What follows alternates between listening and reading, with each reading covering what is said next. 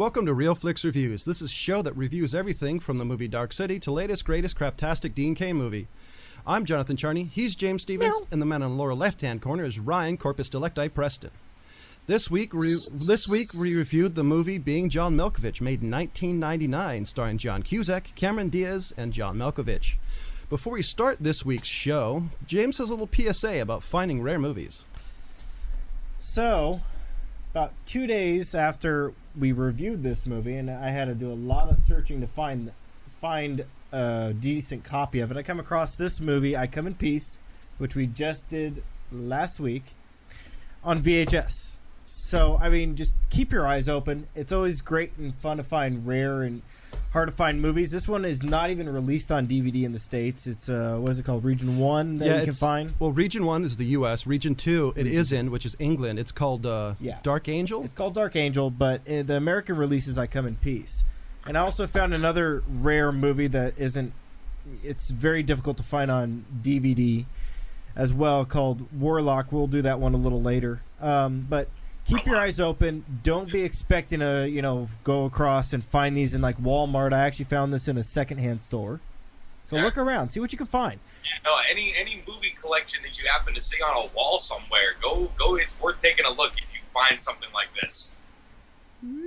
Literally a day after, I can't believe that you. Actually, 2 days. 2 days after. Whatever, still. Yeah. And it probably wasn't there when we actually did the show. It probably came out later because it is a secondhand story. They have to go through and process it, and then it gets on the floor. I will say, I think what James said is the most important, is not all movies made it to DVD. Whether it was a bad movie or whoever owns the rights to it decided not to stamp it on DVD. Exactly, and you can buy a movie like this and go down to a store that actually takes VHS and puts it on DVD, or you can do it at home if you have the capability. But the other thing keep your eyes open. Yeah. The other thing is, if you're not a technical person, know how hardware works in DVDs. DVDs are called region coding. Basically, if you buy a DVD that says Region 2, you cannot play it in the U.S. without a region-free DVD player. Yeah, exactly, which they don't make anymore. Right. Not in the U.S. They don't put them out anymore. They used to be when DVDs first started coming out. Well, DVD players first started coming out. And Craigslist and whatnot. You might be able to track yourself down one. Some DVDs and Blu-ray players do have hacks, codes, things to open up to region free, but they are rare, especially in the U.S. Yeah, my first DVD player would play anything you put in it, it would play it, no matter what region it is. That thing actually burned out long time ago, but it lasted quite a long time before it did that. But yeah, so finding those are very hard to come across. So, thank you for the PSA, James. No.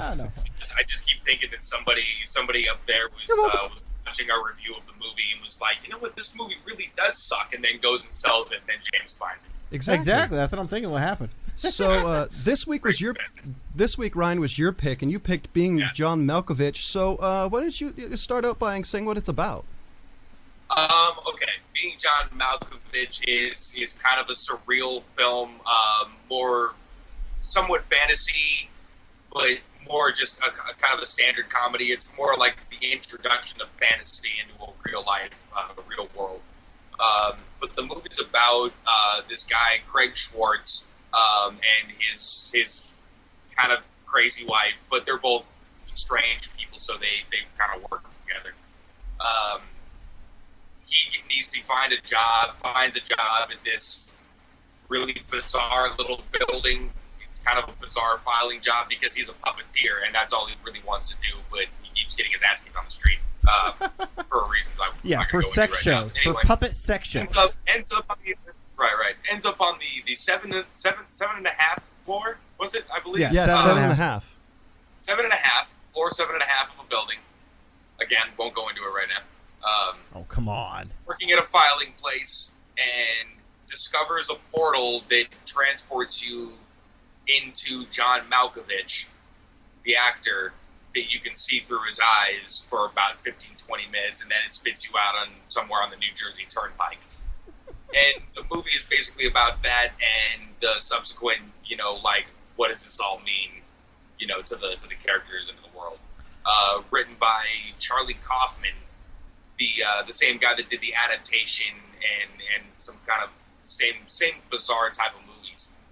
And this is probably one of my favorite, just kind of really weird, absurd storylines that introduces real characters. I love this movie. Well, I'm gonna jump in here.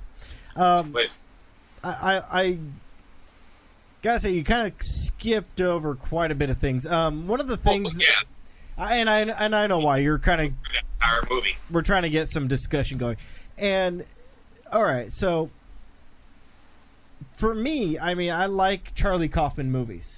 I do. Yeah. He wrote Confessions of a Dangerous Mind.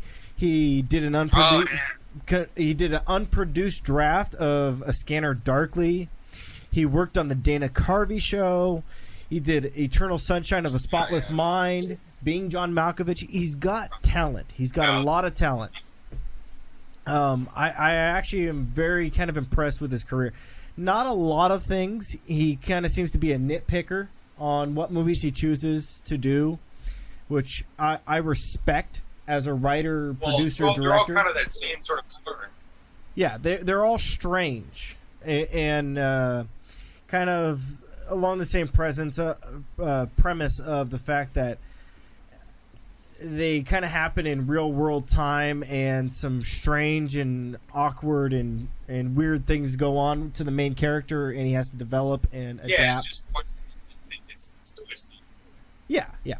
To me, this whole storyline of this movie kind of seemed a little bit like a Jerry Springer episode. My wife is cheating on me with a partner through the body of John Malkovich. Come on. That sounds like it's Jerry Springer. True, to me. But it doesn't have the bald bodyguard, so I'll agree with that. Yeah, so I mean, that part of the storyline kind of irked me a little bit. The fact that, I mean, the wife, who was played by Cameron Diaz, who I don't know what the heck they did to her hair, but I'm sure it damaged it for a long time. That was the first thing he actually noticed, which was really weird, because he was watching it and going, "What'd they do to her hair?" And as a guy, I was just like, "What?" I mean, her hair stood out like 3 feet on each side.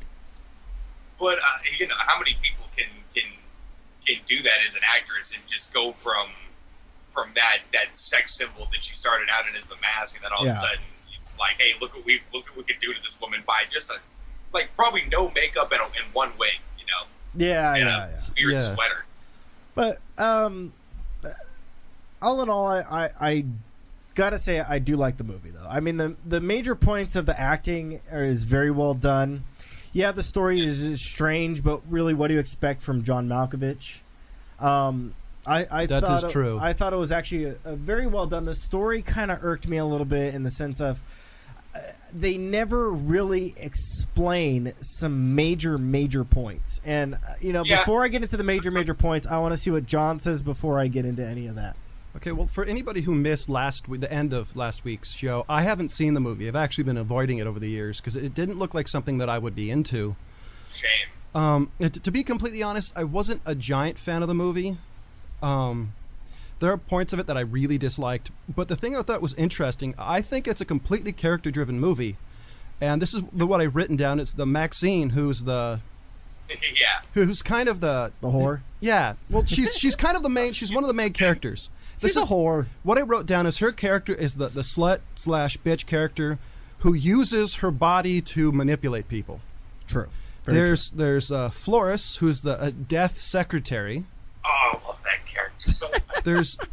There's Dr. Lester, who's the old sleaze of a man. No, he is the pinnacle of a dirty old man. Well, yeah. Yeah. Well, Dr. Lester, he's a dirty old man who seems to have a hard-on for John Malkovich through the entire movie. But that is late, goes on to later in the story. So, and there's Craig Schwartz. May the Schwartz be with you. Oh, who was to me was a neurotic guy. I even got Ryan to shake his head on that one. Oh wow. He seemed to be a really neurotic guy who hates life and hates his wife for some reason. For no apparent reason. I think he's completely unsatisfied with his station in life, and he's made his own bad choices to get himself to where he's gotten. But exactly. I mean, he's taking it out on his wife. He's projecting whatever is pissed off, whatever his hatred towards his wife or his job. or anything like that, or towards the monkey. I can't believe he was unkind to that monkey. So overall, he's just projecting all of that, and so it's all about his inner demons and what happens. I mean, the movie is got all kinds of underlaying, existential type of. Oh yeah, there's a ton of that. Et cetera. I gotta admit, that was the part. I mean, this is definitely. Was this a straight to release or was this in the theaters? Did anybody remember? This is a theater release, I believe. Really? Oh yeah. I think so. Yeah, sure.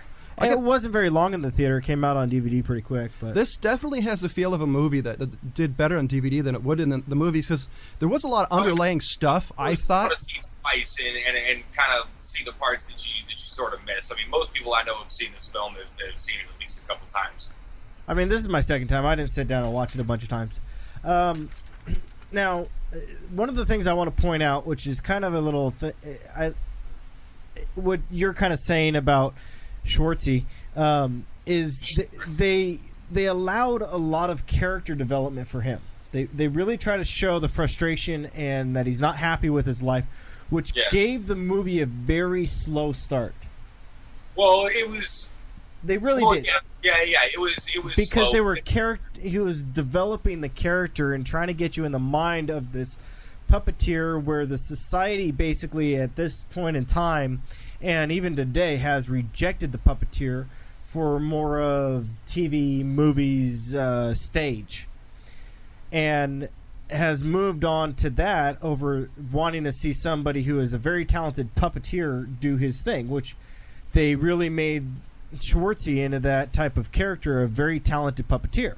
He seemed kind of a self-loathing, a very dark, self-loathing, brooding kind of kind of guy.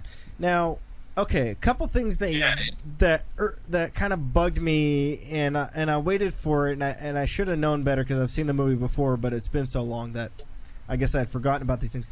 Is they never explain why John Malkovich, of all the people in the world, why John Malkovich. They never really touch on that, unless I missed it. He just happened to be the guy. Yeah, they just happened to randomly kind of pick John Malkovich out of everybody in the world. Yeah, I mean, it was you can't. And what you can't is think about the writers that are doing it while. Well, yeah, I have to say, it would not have sounded good if it was Being John Candy. Especially the 1999 when the dude was dead. But yeah, I mean, they kind of wake up in a grave. It's all black. Now, so, yeah, that kind of bugged me, the fact that they never really pointed out why John Malkovich. They explained why the 7.5 floor. They explained why that is, because, I mean, obviously it's the guy who created the building that is continuing to live on.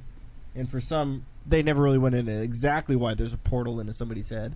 Yeah, but it had this really, I thought it was odd, very Potter-esque. And yes, I know this movie came before Potter, so don't write me. Like the 9 3/4, you have to do some secret way to get into it, which to me was hilarious. Which was stop the elevator and use a crowbar. Yeah, stop the elevator, use a crowbar. See, that's any movie with a freaking 7.5 floor. That whole scene, I'll take you through it. The lady bringing them up with the stopping the thing, and then there you go with the alarm going off the whole time. Yeah, every time. I sold the rest of the movie, and now I'm just going to judge it as a whole, but I'm not going to. The other thing that kind of irked me that they never got into is why the New Jersey Turnpike. The only thing in that exact spot, because nothing good happens in Jersey. I'm sure. Look, I'm sure that moment. Where do you want to be dropped off? You know what I mean? As far as just some random place. Well, here, New Jersey Turnpike is a very random place, especially on the side of the road where people just pound into the ground every time. Well, here's kind of my absurdity, the randomness of it that I love. I know. Well, here my thought was, everybody who ends up being in for 15 minutes of John Malkovich seems to always be in this place of, just like of euphoria, and then comes the old joke, nothing good happens in Jersey. So that was my thought, was the fact that where would be the place where you least likely as a New Yorker want to end up? Jersey was honestly my thought. Oh, that's actually a good point. Oh, yeah, 20 miles outside. Okay. Say it again really slow because you kind of chopped up there. Right. Yeah, I know. Never mind. Continue. Okay, I was just okay. Which that was weird. I have to say, though, my favorite part to the whole movie is the fact when Lester comes up to John Cusack in the filing room, and he says, like, I'm 105 years old and I drink nothing but carrot juice. It's freaky because I piss orange. Yeah, him randomly coming up and kind of sharing his little sex life and stuff like that, I thought was actually a pretty funny part. I was laughing pretty good at that point. I gotta say, though, if my boss happened to come up at me and start explaining his personal coitus, I'd be kind of a little and then invite you out for juice to go and talk some more about it. Yeah, I gotta admit, I would be a little I mean, if I ever become a strange, dirty old man, the Lester character is the pinnacle of that, as far as I'm concerned. I haven't seen a better job on a dirty, strange, awkward old man than him. See, James, this is that's your brother in 50 years. No, that guy's too cool. So okay, hold on. I got one more point I want to kind of bring up that I actually kind of was curious and interested about too. Is when they're running through John Malkovich's subconscious and all his old memories of growing up, how much of that do you actually think happened? Well, being a little kid holding your teddy bear, watching your mom getting boned. With the writing of it, as far as they just kind of came to him with the idea, and he just kind of came across his desk, and he just kind of took the job as far as like, okay, like, his agent pretty much told him, like, look, this one has your name all over it. He read the script, saw that it was, good. I think it sat around for a while, and then they ended up just getting together and making it. Yeah, but I mean, the running through the subconscious, where he's like he's got all these memories of traumatic events. I'm wondering if any of those were actually happened to him. Why were anybody's life? Why were they all in third person was the first thing I thought, and then two, the weirdest one was he was sniffing somebody's underwear. Yeah, that was a little bit strange. You ever had a memory in your like really deep childhood that you can only think of in third person? That happens to me all the time. Yeah, I got a couple of those. Not really. I mean, I got a couple of those, but I mean, I guess if they're really traumatic, there's people that kind of say that they kind of step out of their body and review it. Oh yeah. I mean, it's just it's a forced perspective thing. I mean, when you're remembering the events and your place in them. Yeah, I was just kind of curious. I mean, if any of those were actually events that happened to him in his life. You would think some of them at least be inspired by him or somebody else's, the writers. It has to be something to some of it.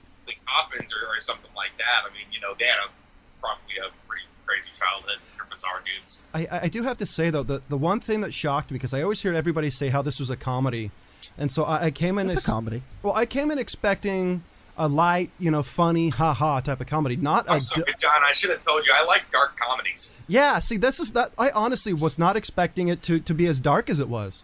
The scene when he got punched on the street, that was pretty much setting the tone for the comedy. Oh, yeah. It basically was. And I mean, I kind of liked how they drew that scene. And it went downhill from there. I mean, this is one of the darker comedies I've seen in a long, long time. We'll have to pull some more out for you. I mean, but when did you ever think you were going to see Cameron Diaz in a cage? My entire life I've been wanting to see that. There you go. Or maybe I'm fulfilling dreams over here. Or maybe is it just the duct tape?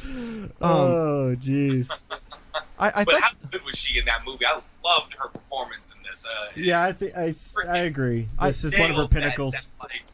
I mean, it's like she'd never been hot before that, and it's like For an insanely hot chick to play like she's never been hot before, that's got to be hard.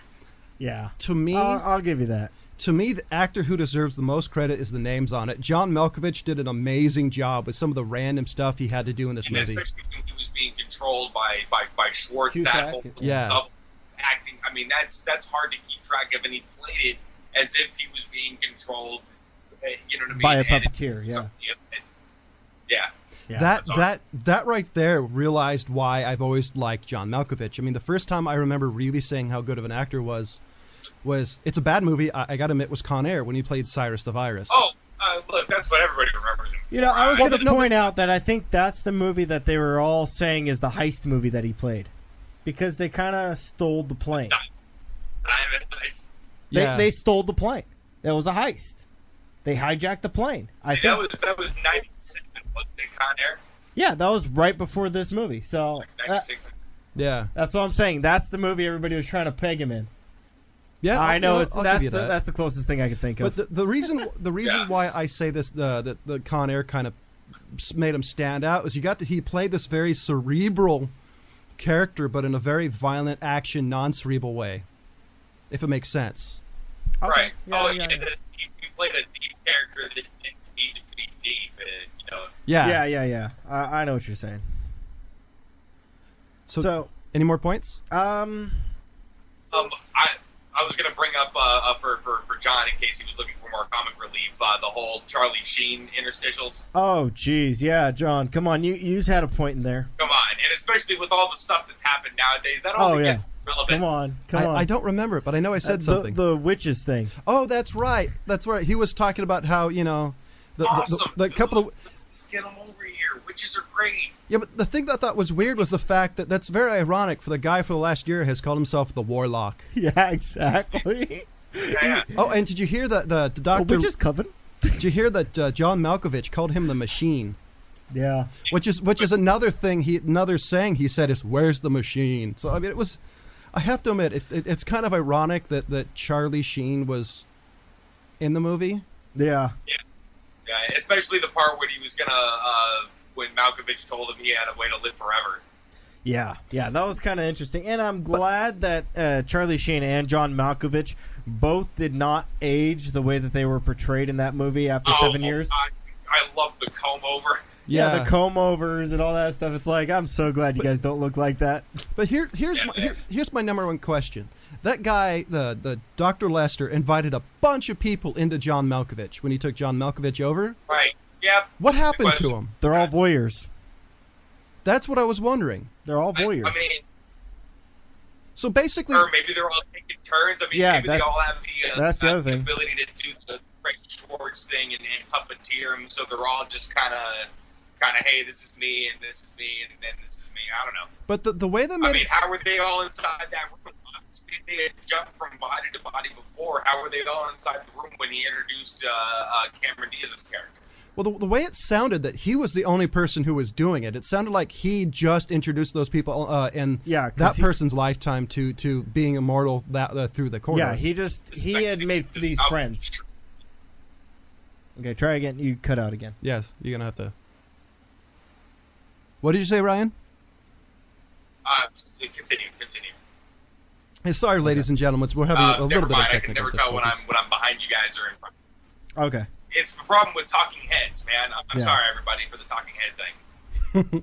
At least before it was a talking monkey. True. Yeah. Okay. Maybe. So, you were saying... Where was I at? About everybody in the head. Oh, yeah. I mean, that part seems kind of weird. That's just they had so many people there. And what type of life would it be if basically all you're doing is watching somebody...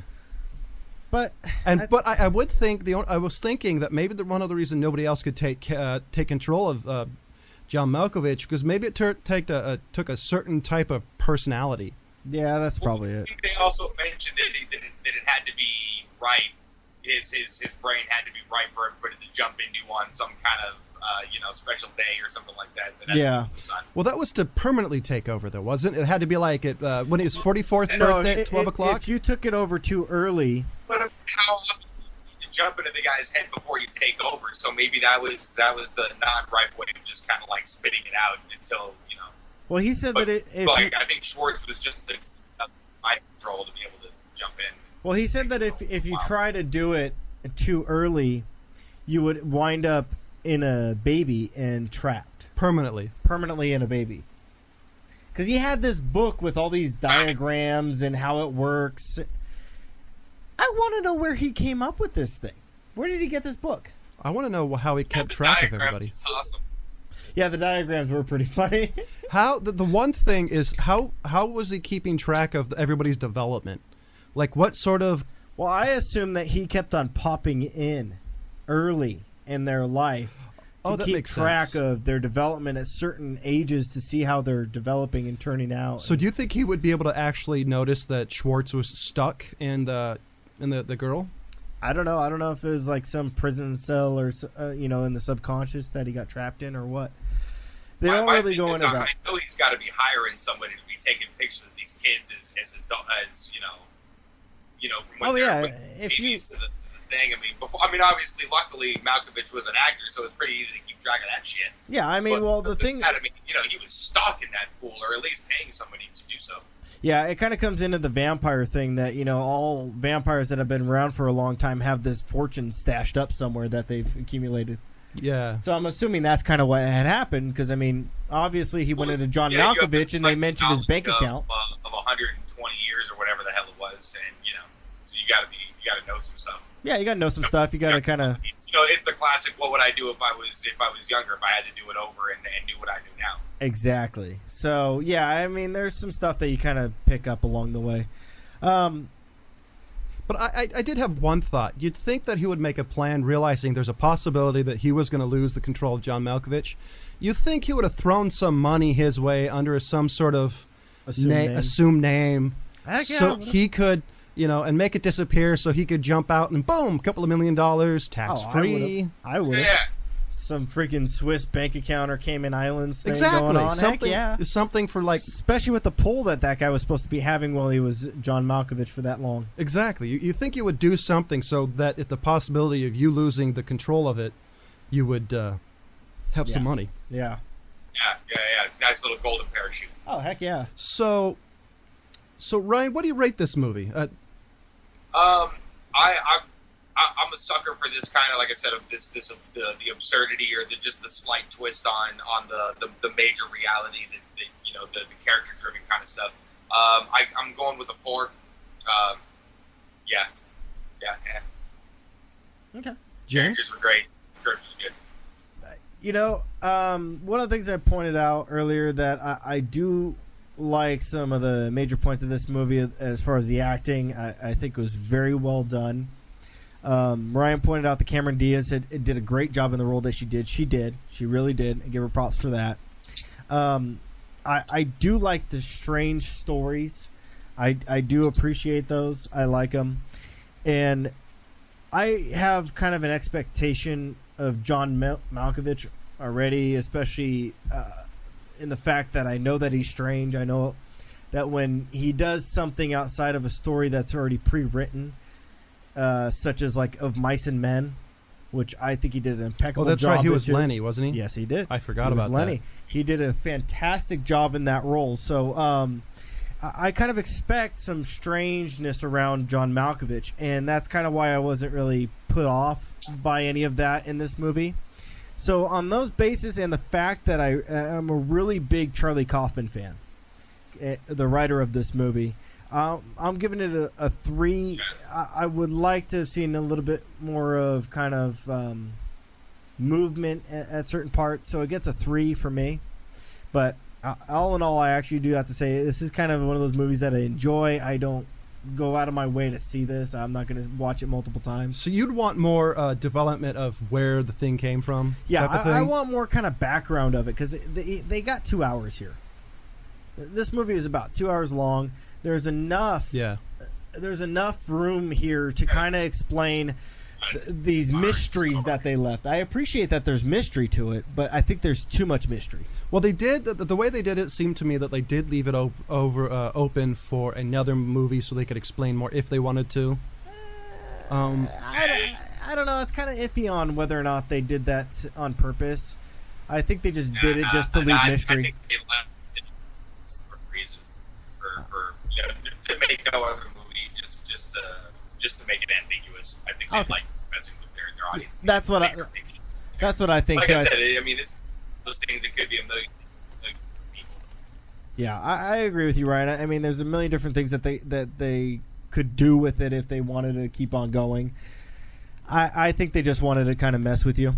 Yeah, I'll Honestly, agree. I agree with you on that point. That I think they just wanted to mess with the audience. Yeah, I mean, in all honesty, they could have filmed the scene, but just cut it out because they wanted to leave it the vague part of it. Yeah, that's true too.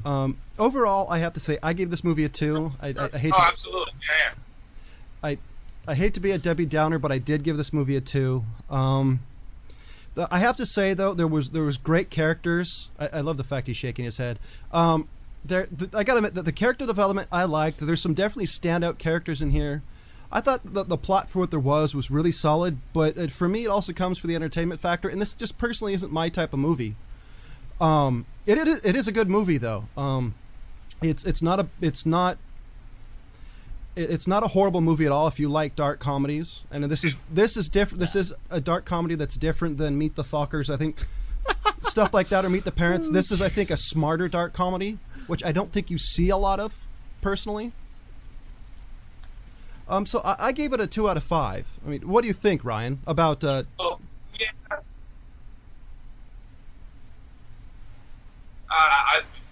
Obviously, I like the movie a lot more, and you know, as far as the darkness, I mean, you know, other than maybe a couple of random scenes, again with the mistreating of Cameron Diaz and the monkey, you know, it was just a bizarre set of circumstances that got these characters to do what they did and things like that. And I mean, I don't know, these stories always ring a lot more true to me than your average, you know, comedy or, you know, stuff like that, you know. Yeah, no, I agree. I think for me personally, because I'm not a giant fan of comedies, this is the first one in a long time I've seen that's not a cookie cutter, which I think modern comedy is a victim of.